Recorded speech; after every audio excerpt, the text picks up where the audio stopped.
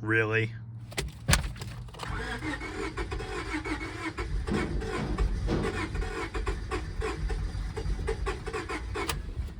I disagree. You wanna go wheel it?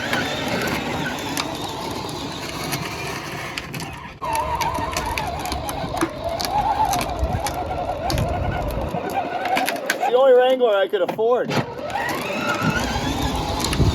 Go that way! Don't go! Stop! Stop! Stop! Stop! You gotta let off the gas.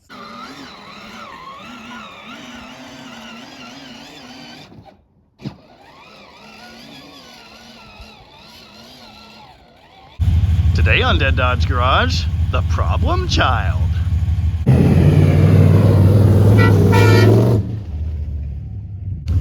This glorious hunk of metal is a 1978 Dodge W200 crew cab, and it's kind of cool. It's really cool to me. For one thing, I kind of built it from the ground up. Also, they're kind of rare, and this one is pretty good. The owner of the truck, my friend John, bought it from a used car lot. Right there. And they brought it to me for a couple little fixes. While I had it, he said, hey, can you do a tune-up? How about fixing oil leaks? Do you know anyone that's really into Dodge trucks? Yes. Yes, I do. It all snowballed from there, and before I knew it, I was involved in a complete frame-off restoration. Just what I always wanted. Hey look, a big block. Weird, there's no oil coming out of it. Finally! When the truck came into my life, it was very similar to how you see it here, but worse. It already had the 383 big block, but it had a dying cam and it leaked everything, so it required a rebuild. It was two-tone green and silver, although it was 1, 2, 3, 4, 5 different shades of green, and the silver looked horrible. Not only did it have this custom and totally incorrect two-tone pattern, it also had custom rubber molding. Here, when I removed that, it brought chunks of Bondo and rust with it. So obviously it needed some help. It required rust repair in every door corner. And the bed. And this bedside was made out of Bondo. Yeah, all good basically. It also had 9 inches of lift block back here, which the owner has only recently fixed. The tailgate was awful. I found this one in a junkyard. Doesn't even have any bodywork in it, just paint. Not bad. The bed required the most attention.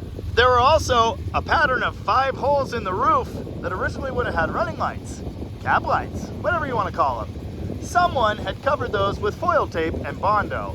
I do not recommend this. That took some straightening out. I am no paint and body man. My friend Mike, well, he kind of is. He'd painted a few cars before this, and he volunteered his services. And by volunteered, I mean we paid him. He painted the grill too. Don't worry about that spot.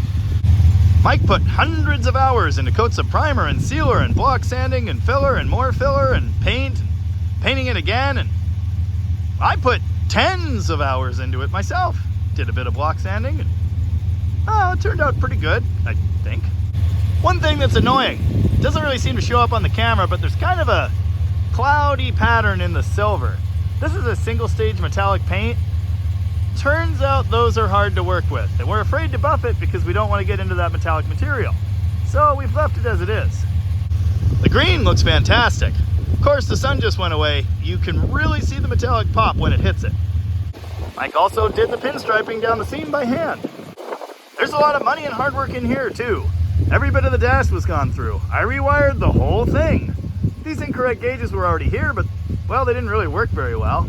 So I fixed that, repainted all the panels by hand, the seats were redone, I did the carpet, I installed the stereo. Oh yeah, there was a little rust all over there, so we replaced the front section of the inner roof. Turns out it's the same as the 2-door truck. You can see here the seam is gone. That's because they're supposed to be welded from the back side, but we refused to do that, so we butt welded them and covered the seam. Looks nice. Did you know driver doors on Dodge trucks do not have door checks? Even though they have a spot for them. This is how they are. Just dumb. Every piece in here was pulled out, cleaned, painted, restored. Perfect, no, but pretty darn good. Oh yeah, I also wired the CB. Now why is it a problem child? Well, there's one thing. This truck is a perfect case study in the restoration of old vehicles. It doesn't matter what you do to it, it's still an old truck with old truck problems. And it almost gets worse when you start throwing newfangled technology into the mix. That's a Sniper Efi system. We've spent hours tuning it recently, trying to get it to run right. With mixed success. We finished this truck 2 years ago. At least it's slightly better than it was. There are a lot of cool touches here. Relays for all the lights. Dual batteries. A winch. Lights that'll burn your retinas. It seems to have a front end out of a Chevrolet. Yeah, by the way, this was not originally a four-wheel drive truck. Right here you can see where the original mounts for the strut rods were cut out. And you can see the fantastic welding installing the leaf hanger. For the most part, it's well put together. We spent many hours trying to perfect this and make it as good as it can be. And really, it's pretty good. But it's not perfect.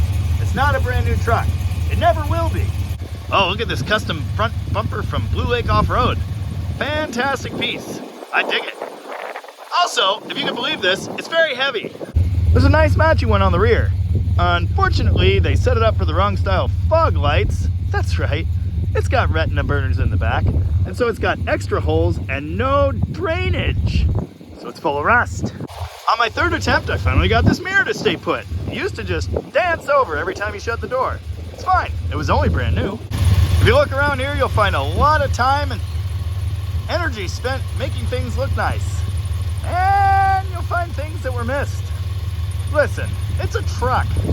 Definitely don't look at that. And don't look at the panel gaps. We did the best we could. Did you know that crew cabs tend to be different lengths left and right? Yeah. This looks nice. Yeah, that one looks atrocious, but it's the best we could do. Seriously. Not the best built trucks. Oh yeah, don't paint chrome. We tried to tell them this, but well, he wanted them black, and we did the best we could. Not really holding up. The front seats are out of a 90s second gen Ram. Very cool. The back seat was upholstered to match. It was original under a seat cover, and actually it was beautiful, flawless light green. But it had to go. Oh yeah. Oh, here's something annoying. Oh yeah, the donor roof was from an 80s truck and it was lacking the holes for the visor holder, which I then lost before I could drill them. Oopsies! Here's what the brand new 2-year-old door seal looks like.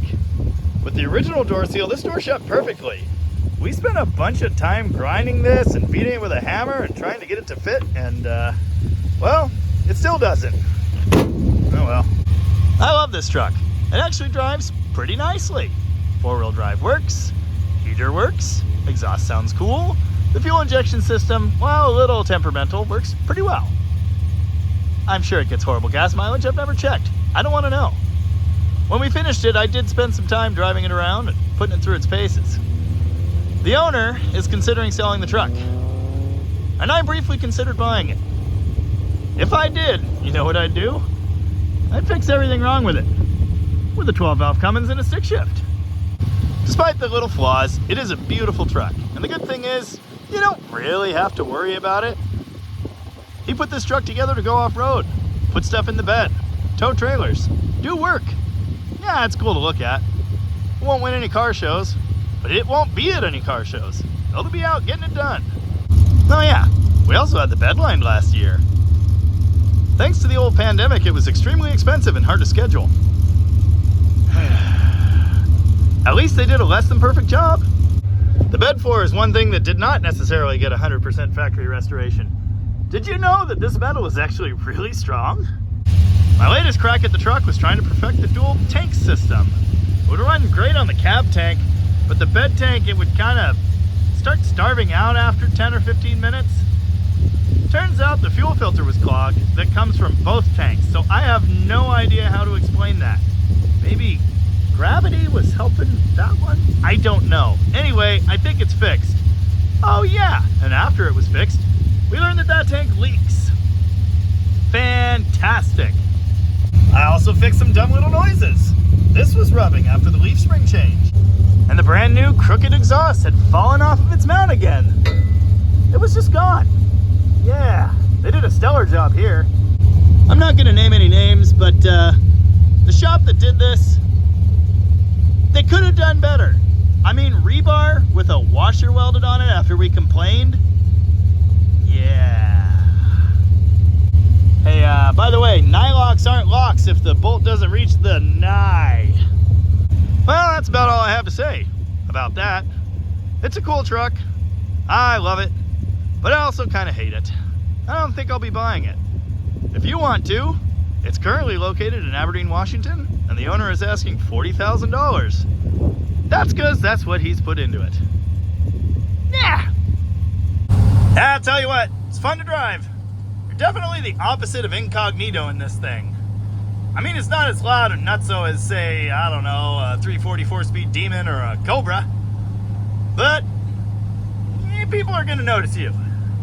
Unlimited power! I actually own a truck just like this. Except mine's a 73, factory four-wheel drive, and it's a pile of steaming garbage. But you might see me put that together on the channel one of these days. I hope. Yeah, if I were a little less demon poor, I'd be pretty excited about this thing. It's lots of fun. I want it to make diesel noises. But hey, big blocks are cool too. Thanks for watching.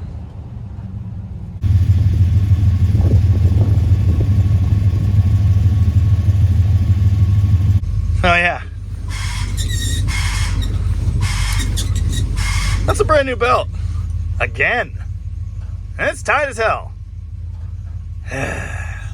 Problem child. What a beautiful day for a test drive. It's like the middle of April right now. Uh-huh.